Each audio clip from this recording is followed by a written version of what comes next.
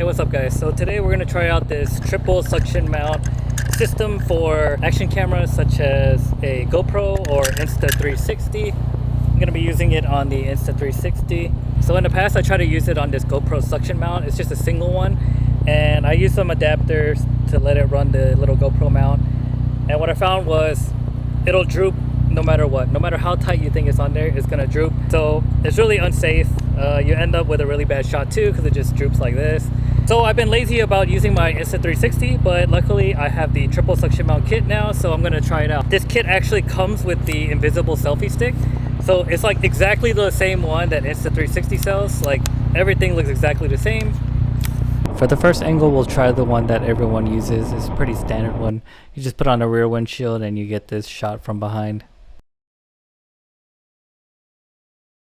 This next one's a little sketchy because it's up front and I might hit something with it, but you know, let's try it out. You do get some cool angles like this one right here. This last 360 camera angle I think would be dope if you're doing rollers with friends or, you know, doing some 60 pulls. And so when I record with the 360 cam, I can just stack two of the same videos, but one will be pointed towards me and one will be pointed towards my friend who will be in the lane left of me. These next two angles are going to be using a GoPro, and I've been wanting to do this one. It'll give you a good angle at the exhaust and the diffuser, so you know, at nighttime you can get some sick flame shots. This last one is going to be showing the entire front wheel. In some of my videos of the past you could see like part of the front wheel, but I wasn't able to get this angle. With the extension I'm able to fully show the front wheel, and so it looks a lot better.